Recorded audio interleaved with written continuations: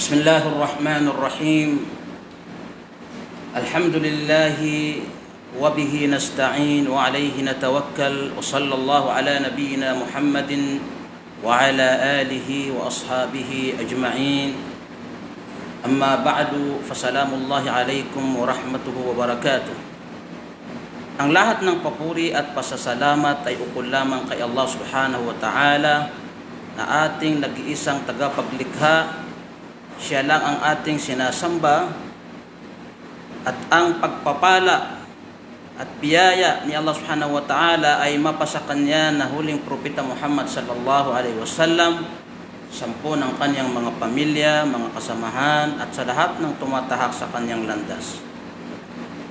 Mga kapatid sa pananampalatayang Islam, ito na naman ang pang-7 episode sa ating pag-aaral dito sa mga kaalaman na kung saan dapat taglayin ng isang Muslim o di kaya hindi marapat na ipagwalang bahala ng isang Muslim na hindi niya nalalaman ang mga kaalamang ito sapagkat ito ang magtataguyod sa ating pagka-Muslim. Kahapon ay paliwanag natin yung mga paraan upang mapalakas ang ating iman, gaya ng nabanggit natin na ang ating iman o di kaya pananampalataya ay lumalakas ito sa pamamagitan ng paggawa ng mga kasamahan, paggawa ng mga mabubuti. At ito na naman ay nanghihina habang tayo ay nakalubog sa mga kasalanan. So yan po ang paniniwala nating mga Muslim, kung kaya kinakailangan sa isang Muslim na gumagawa siya ng paraan upang mapalakas ang kaniyang iman. So natalakay natin kahapon mga kapatid yung siyam sa mga paraan upang palakasin ang ating iman, sapagkat napakahalaga sa isang Muslim na lagi nating sinusubaybayan ang ating pananampalataya, sapagkat hindi marapat sa isang Muslim na datna ng kamatayan na siya ay nasa kalagayan na mahina ang kaniyang pananampalataya. So, siyam yung ating nabanggit, subalit mayroon din pang 10 na ito ang isa sa pinaka-importante na dapat bantayan ng tao sa kanyang sarili upang hindi siya manatili na mahina ang kanyang pananampalataya at palagian o mamalagi sa kanya yung mataas na pananampalataya, no?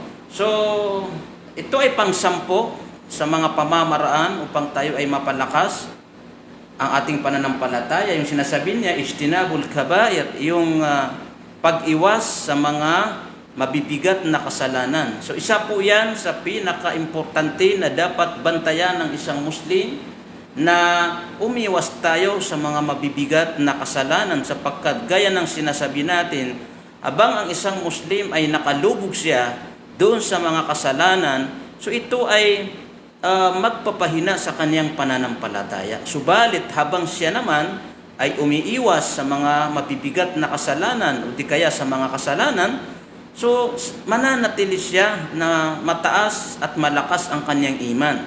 Kung kaya kailangan natin makilala ano nga ba ang mga mabibigat na kasalanan na dapat iwasan ng tao. Una rito yung tinatawag na asyirkul asghar, no? Wa minhu riya wat tamaim wat tashaum wal halafu bighairi Allah ta'ala. So kabilang sa mga dapat iwasan ng tao para mapanatili natin ang malakas na pananampalataya natin ay yung pagtatambal na sinasabi ng mga ulama natin na ito ay hindi naman ganong kabigat na pagtatambal, subalit ito ay dapat iwasan ng tao sapagkat ito ay hihilain tayo patungo doon sa malaking pagtatambal. So kabilang sa mga maliliit na pagtatambal o di kaya sa wikang Arabic ay syirkul asghar, yung pagpapakitang tao, no? Yung ugali na pagpapakitang tao, lahat ng ginagawa nating kabutihan, pagsamba ay layunin dito ay para makita ng mga tao na tayo ay magaling, tayo ay relihiyoso. So iwasan po natin yan sapagkat ang pagkakaroon ng kaugalian na pagpapakita ng tao, no? So hindi po yan maganda sa isang Muslim. Dapat tayo ay gumagawa ng anumang kabutihan, anumang pagsamba, na kung saan wala tayong layunin dito, kundi para lamang kay Allah subhanahu wa ta'ala. Yan ang dapat sa isang Muslim. Wat tamaim, yung paggamit ng mga anting-anting, no? Yung paggamit ng mga anting-anting, dapat iwasan natin yan. Wat tasyaum, yung mga sinasabi natin na mga masamang pangitain, no? Halimbawa, yung mga paniniwala na katulad ng paniniwala ng ibang tao na kapag halimbawa aalis tayo ng bahay, may nalaglag na plato, so sinasabi na, naku, huwag kang tumuloy dahil may masamang mangyayari. Yan ang sinasabi natin ng mga tasyaong, o di kaya mga paniniwala na hindi po yan marapat sa isang Muslim, no? Wal halafu bi ghairillahi ta'ala, at yung panunumpa bukod pa kay Allah subhanahu wa ta'ala. Sa halip na kay Allah tayo nanunumpa, doon tayo nanunumpa sa mga nilikha ni Allah subhanahu wa ta'ala, gaya ng mga propeta o sa iba pang mga nilikha ni Allah subhanahu wa ta'ala. So iwasan po natin yan, yung mga nabanggit natin, dahil yan ay magpapahina sa ating pananampalataya kapag tayo ay nalubog sa mga ganyang gawain. Ngunit kapag umiiwas naman tayo diyan sa mga gawain na yan na nabanggit natin, katulad ng pagpapakitang tao, yung paggamit ng mga anting-anting, mga agimat, at saka yung mga paniniwala na mga masasamang pangitain, no? Yung mga katulad ng nabanggit nga natin na kapag aalis tayo ng bahay, may narinig tayong huni ng butike, so sasabihin natin, naku, may masamang mangyayari. So wala po yan sa Islam, sapagkat lahat ng pangyayari ay nasa kapangyarihan ni Allah subhanahu wa ta'ala. Hindi po ito sa kapangyarihan ng mga huni ng mga nilikha ni Allah subhanahu wa ta'ala, katulad ng butiki o anumang mga nilikha ni Allah subhanahu wa ta'ala. Kabilang din sa mga kasalanan na dapat nating iwasan para tayo ay hindi nanghihina ang ating pananampalataya ay uququl walidaini wa qati'atur rahim, yung masamang pag-uugali, masamang pakikitungo sa mga magulang, no? Dapat ang isang Muslim ay hindi ganon na napakasama ang kanyang pakikitungo sa kanyang mga magulang. Kahit ang mga magulang natin ay hindi mga Muslim, halimbawa kung meron tayong mga kapatid na nakikinig ngayon ng mga bagong yakap sa Islam, so maaari yung mga magulang natin ay hindi pa nila nauunawaan ng Islam. So hindi ibig sabihin na tayo ay naging Muslim at ang ating mga magulang ay naiwan sa kanilang pananampalataya ay magiging masama ang pakikitungo natin sa kanila, sapagkat hindi po yan ang katuruan ng Islam. Manatili tayong mabait, manatili tayong masunurin sa ating mga magulang kahit na mayroon tayong mga hindi mapagkasunduan, sapagkat kautusan po yan ng Islam, no? Iwasan po natin yung masamang pakikitungo sa mga magulang. Wa qati'atur rahim, at gayon din ang pagputol sa ugnayan sa mga kamag-anak. So bawal po yan sa Islam. Isa po yang kasalanan na hindi dapat tinataglay ng isang Muslim ang pagputol, no, sa kanyang mga sa relasyon niya dun sa kanyang mga malalapit na kamag-anak. So, upang tayo ay manatili na malakas ang ating iman, panatilihin natin ang magandang ugnayan sa ating mga kamag-anak. Kabilang din sa mga mabibigat na kasalanan na kung saan dapat iwasan ng isang Muslim upang mapanatili niya ang kanyang malakas na pananampalataya ay qatlu nafsihi aw an-nufusil ma'suma min al-muslimin wal musta'manin wal mu'ahadin. So bawal po sa Islam, iwasan po natin na kitilin natin ang ating buhay. No, sa Islam, hindi po kautusan o kaya hindi pinapayagan ng Islam na magpakamatay ang isang tao dahilan na lamang sa mga mabibigat na problema. Sapagkat lahat ng problema dito sa mundo ay may lunas. Subalit ang problema kapag pinatay mo ang sarili mo, nagpatiwakal ka, so ikaw ay parurusahan habang buhay doon sa bagay na ginamit mo para patay ng iyong sarili, no? Yan po ang hatol sa mga nagpakamatay, kung anong ginamit nila. Halimbawa, binaril mo ang sarili mo dahil sa tindi ng mga pagsubok na hindi mo kinakaya sa buhay. So binaril mo ang sarili mo, so sa kabilang buhay ay mananatili ka sa impyerno at araw-araw, minuto-minuto binabaril mo ang sarili mo. O di kaya tumalong ka sa mataas na lugar, no? So yun ang magiging kaparusahan sa iyo.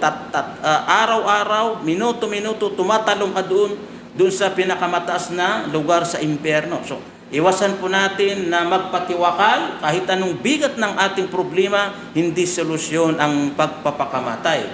So kabilang din sa dapat nating iwasan upang mapanatili natin ang ating malakas na pananampalataya, ay iwasan natin na pumatay ng sinumang tao na hindi karapat-dapat patayin, no? Kahit na mga hindi Muslim na naninirahan na mapayapa sa lugar ng mga Muslim na kung saan pinayagan sila ng mga leader ng mga Muslim na manirahan sa kanilang lugar, so wala tayong karapatan na patayin sila o di kaya tapusin ang kanilang buhay dahil lamang sa iisipin natin o patayin natin ito kasi hindi naman ito Muslim eh. So wala po yan sa katuruan ng Islam, yung mga hindi Muslim na nakikitira, no, doon sa mga Muslim na kung saan dala-dala nila yung pangakong kapayapaan na ibibigay sa kanila ng mga leader sa lugar na iyon, ay wala tayong karapatan na patayin ang mga iyan. So bawal po yan sapagkat napakabigat po yan na kasalanan. Kabilang din sa mga mabibigat na kasalanan na kung saan dapat nating iwasan upang tayo ay manatili na malakas ang ating iman, ay yung az-zina wal fawahishu bi anwa'iha, yung pakikiapid at yung mga malalaswa na pagkakasala. Anumang uri ng gawaing malalaswa at pakikiapid ay iwasan po natin yan sapagkat yan ay gawain ng mga mahihina ang pananampalataya. So habang umiiwas tayo sa pakikiapid sa mga malalaswang pagkakasala, so ito ay hudiyat na ang ating iman ay may kataasan, no? May kalakasan yung ating iman. Kabilang din sa mga dapat iwasan, syurbul khamri wa ta'atil mukhaddirat wa jami'il khaba'ith, yung pag-inom ng alak, yung paggamit ng druga at anumang mga uri ng druga at yung mga lahat ng mga hindi mga gawain na kung saan hindi kaaya-aya sa Islam. So dapat natin iwasan yan, mga kapatid, sapagkat ang pag-iwas sa mga gawain na iyan, katulad ng pag-inom ng alak, paggamit ng druga, at ng mga iba pang mga masasamang gawain, ay hudiyat na malakas ang ating iman. At doon naman sa mga gumagawa nito, ito rin ay palatandaan na yung kanilang iman ay nanghihina na. Kabilang din sa dapat nating iwasan, aklul muharramat minal mita wad dam wa lahmil khinzir wa ma dhubiha li ghairillah wan najasat wa kullu ma yadurru bil insani wa ghairiha. Dapat natin iwasan ay yung pagkain ng mga haram, katulad ng mga pagkain na hayop na hindi kinatay. Halimbawa, manok o anumang hayop na kinakain o pwede kainin, katulad ng baka, kalabaw, subalit hindi naman ito kinatay sa pamamaraan na naaayon sa katuruan ni Allah subhanahu wa ta'ala, bawal po nating kainin yan. Okay? Subalit kung ito naman ay kinatay, kahit na hindi Muslim ang kumatay, so ang batas po ng Islam dyan ay pwede nating kainin sapagkat ang kinatay ng mga ibang relihiyon, katulad ng kinatay ng mga Kristiyano at mga Hudyo, ay pinapayagan sa mga Muslim na kainin. Subalit kung mayroon tayong mabibili, makakain na talagang kinatay ng isang Muslim, yun ang mas maganda. Gayon din yung pagkain na dugo, no? Hindi tayo pinapayagan na kumain ng dugo sapagkat mga bawal yan sa Islam. Pagkaing baboy, no? Iwas po natin sa pagkain baboy sapagkat yan ay haram. At wa ma dhubiha li ghairillah, yung mga kinatay na inialay sa bukod pa kay Allah subhanahu wa ta'ala. Yung mga kinatay na iniaalay sa mga satanas, iniaalay sa mga libingan, iniaalay sa mga inkanto, mga jin.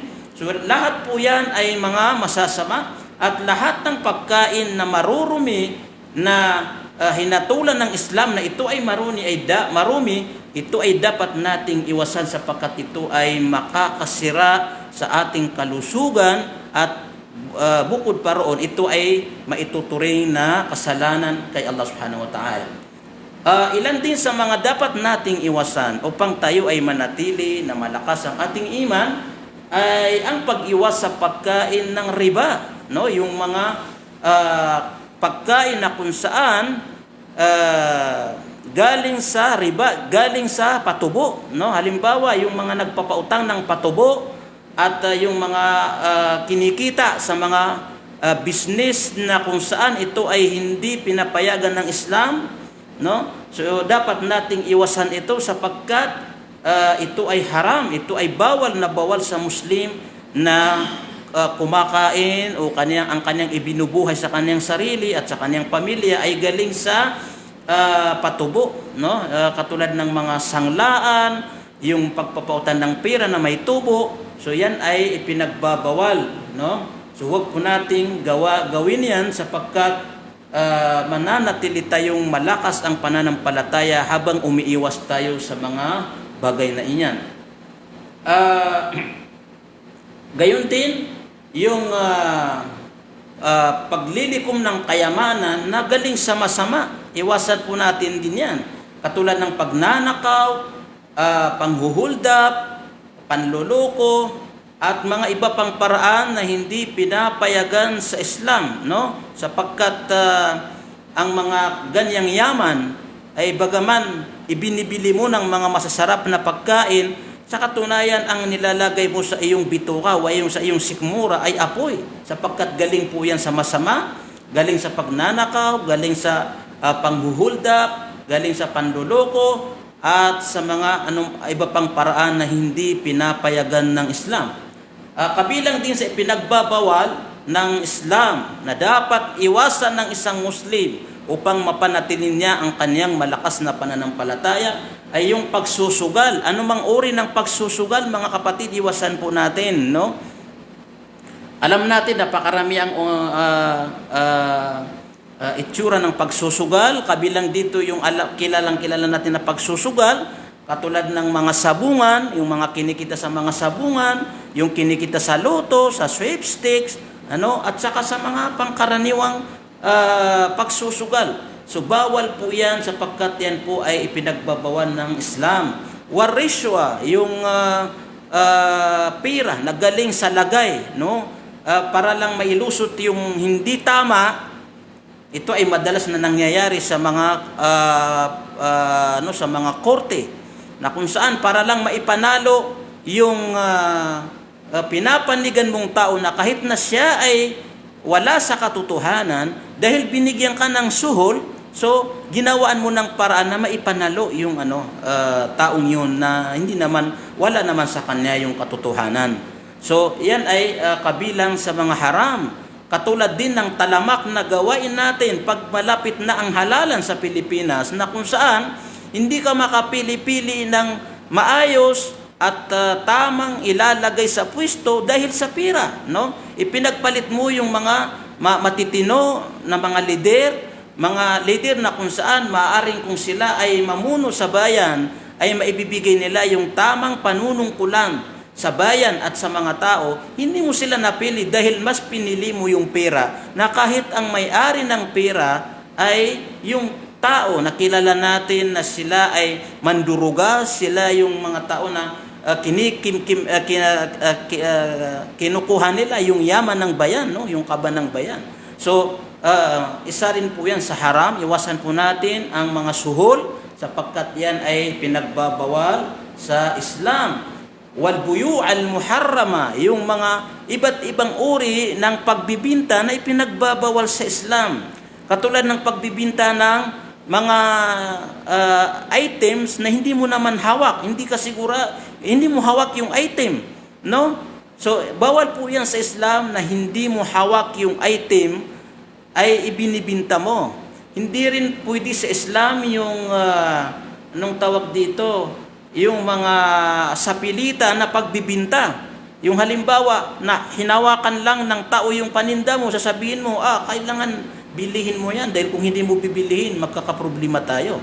So bawal po yan dahil ang mamimili, ayon sa katuruan ng Islam, may karapatan silang pumili, no? Tingnan ng maigi yung kanilang bibilihin, kung tama ba o maganda ba yung brand na gusto nila, yun ba yung gusto nilang bilhin. Hindi yung hinawakan lang ng tao, sasabihin mo, kailangan bilihin mo yan. So maraming mga uri ng mga bintahan na kung saan ipinagbabawal ng Islam, dapat natin alamin at dapat nating iwasan sapagkat ito ay magpapalakas ang ating iman habang umiiwas tayo sa mga ganitong kalakaran.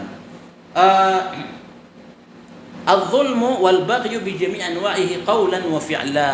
Ang gawain na kung saan ito yung tinatawag natin na pagyurak sa karapatan ng sinumang tao, no? Anumang pamamaraan ng masamang pakikitungo sa sinumang tao, ipinagbabawal po yan ng Islam, maging sa pamamagitan ng salita o sa gawa. Kapag ito ay mapapahamak dito ang kapwa mong tao, bawal po yan sa Islam, at habang umiiwas tayo dito, ay maituturing tayong malakas ang ating iman.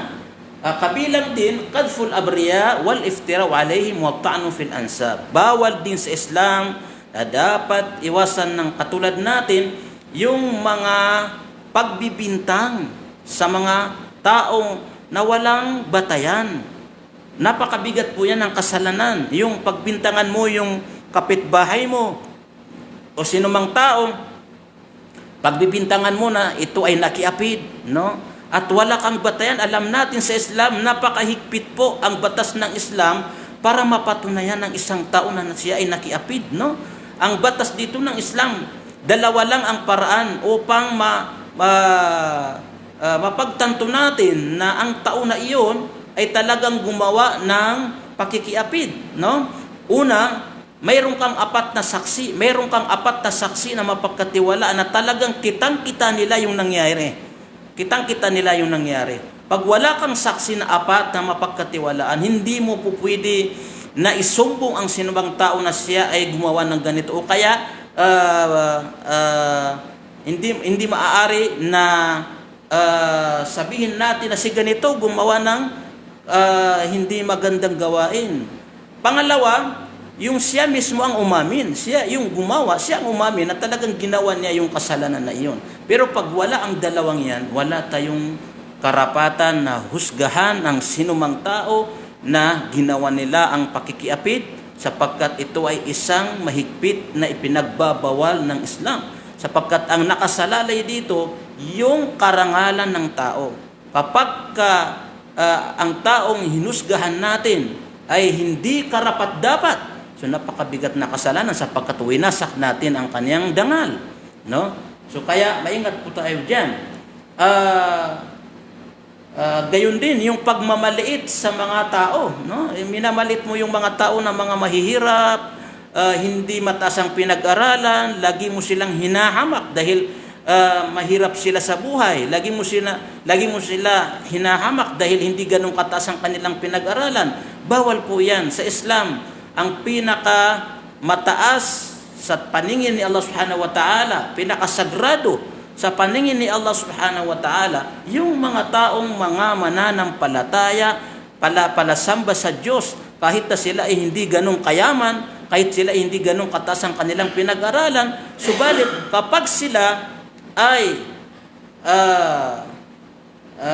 palasamba, malapit kay Allah Subhanahu wa Ta'ala, sila ang maituturing na sagradong tao sa paningin ni Allah Subhanahu wa Ta'ala. Kabilang din sa ipinagbabawal ng Islam na dapat iwasan, no, na isang Muslim, al-ghibah wan namima, yung paninirang puri, no, yung paninirang puri sa mga tao. Yung sinisiraan mo yung kapwa mong tao sa mga tao, no, sa barangay ninyo. Kinakalat mo doon yung kanilang mga pagkakamali. At yung pagchichismis, no? Yung pagchichismis ay bawal din sa isang Muslim na anong tawag dito? Sinisiraan natin yung kapwa nating tao, hindi po marapat na sinisiraan natin o ikinakalat natin sa mga tao yung mga pagkukulang ng mga kapwa nating tao. So hindi po tayo may kapangyarihan doon para ikalat ang balita doon sa mga tao kung mayroon man tayong nakikitang hindi maganda, no? Wasyatam yung pagmumura, bawal po din yan sa Islam na minumura natin yung mga kapwa nating tao. Hindi po tayo dapat nagmumura sapagkat hindi po yan ugali ng isang Muslim, no? Waniyahatu 'alal mayit, yung labis-labis na pagdadalamhati sa mga patay, no? Bagaman pag may namatay na kamag-anak, mga kapatid, kapamilya, yes, normal na malungkot tayo, normal na maluha tayo. Pero ang ipinagbabawal dito, yung labis-labis na pagdadalamhati, na para bang yung nangyari na alam na natin na kaya namatay yung kamag-anak natin dahil kinuha ni Allah kinuha ng ating tagapaglikha na siyang may-ari noon, no? Lahat ng kaluluwa ay hawak ni Allah subhanahu wa ta'ala. Sila, kapag ginusto ni Allah subhanahu wa ta'ala na kunin ang kaluluwa ng sinumang tao, wala tayong magagawa. Kasi sa Kanya yun So para bang kinuha ni Allah yung sa Kanya, ay nagagalit pa tayo. Naku, Diyos ko, bakit mo kinuha si Itay? Ya Allah, bakit mo kinuha si Inay? Ya Allah, bakit mo pinatay ang aking anak? Astaghfirullah al-azim. Nakakalimutan ba natin na si tatay mo, si nanay mo, si anak mo, si asawa mo, kanino yan? Pagmamayari ni Allah subhanahu wa ta'ala, pati ikaw.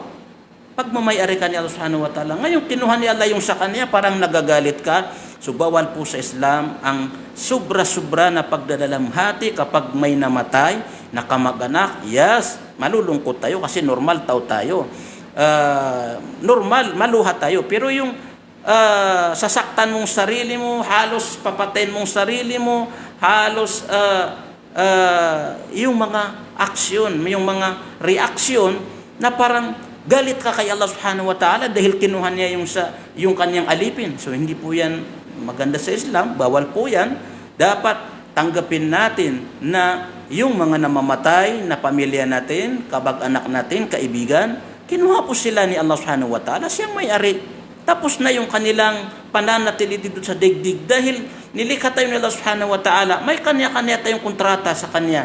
Kung gaano tayo katagal sa mundong ito, tatagal ba tayo ng ilang araw, tatagal ba tayo ng ilang linggo, ilang buwan, ilang taon? Kumbaga, tapos na mga kapatid ang kontrata natin kay Allah subhanahu wa ta'ala. Nga lang, hindi natin alam kung kailan.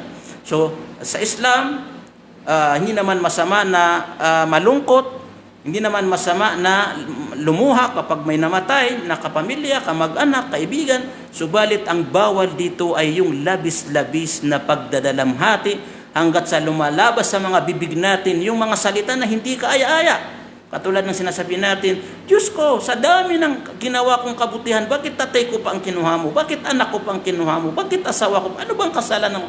Bawal po yan, mga kapatid. Dapat ang sasabihin natin, kapag kinuha ni Allah subhanahu wa ta'ala ang isang kaluluwa ng pamilya natin, asawa natin, sinuman, sasabihin natin, inna lillah, katotohanan, kami ay pagmamay-ari ni Allah subhanahu wa ta'ala, wa inna ilayhi raji'un, at katotohanan sa Kanya kami magbabalik muli. Yun ang sasabihin natin. Hindi yung sasaktan natin ng sarili natin, kung ano-ano mga reaksyon natin, parang gumuho ang mundo natin, at nagagalit pa tayo kay Allah subhanahu wa ta'ala sapagkat haram po yan, bawal yan. Okay. Kabilang din sa mga dapat iwasan, yung al-kadhib wal-khiyana waz-zur wal-yamin al-ghamus. Yung pagsisinungaling, no? Dapat tapat tayo sa ating pananalita. Wal-khiyana, wag natin paasahin ang sinumang tao. Waz-zur, yung pagsasalita ng hindi makatotohanan. Wal-yamin al-ghamus, at yung panunumpa na hindi makatotohanan. Yung kahit na hindi sa iyo, handa kang sumumpa para lang mapasa iyo. So yan po ay bawal yan, no? sa Islam. At-takabbur wal mannu wal hiqdu wal hasadu wa su'idh dhann. Kabilang din sa mga bawal na dapat nating iwasan, mga kapatid, para tayo ay manatili na malakas ang ating iman, ay yung pagyayabang. Iwasan po natin ang kayabangan, no? Iwasan po natin ang walang pagkakuntinto sa buhay, no? Yung lahat ng nakikita mo, sana mayroon akong ganyan, sana mayroon akong ganyan. Hindi po maganda 'yan.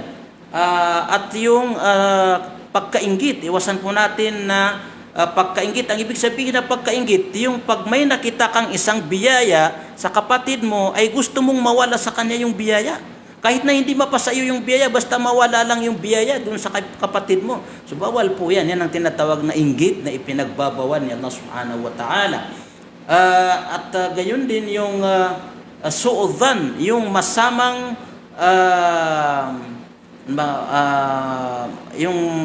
pagbibigay ng maling pananaw sa kapatid natin. Ibig sabihin na su'udhan, mga kapatid, yung masamang hinala sa kapatid natin. Bawal po yan sa Islam. Dapat ang isang kapatid natin bilang Muslim ay mananatili ang ating hinala sa kanila ay maganda. At sasabihin lang natin masama kapag malinaw na sa atin na masama ang kanyang ginagawa. Pero habang wala tayong patunay, hindi klaro yung ating yung ginagawa ng kapatid natin, hindi natin maaaring paghinalaan ng masama. Kabilang din sa mga bawal, yung al-uqufi ba'd as-sahabati wa tiqasuhum wa bugduhum. Yung pagmamaliit sa mga kasamahan ni Propeta sallallahu alaihi wasallam, iwasan po natin yan. Bawal na bawal yang kapatid na minamaliit mo ang mga kasamahan ni Propeta Muhammad sallallahu alaihi wasallam, mga sahaba na kung saan sila ang ibinuhos nila yung kanilang oras, yung kanilang buhay, yung kanilang yaman para lang mapalaganap ang Islam sa buong mundo.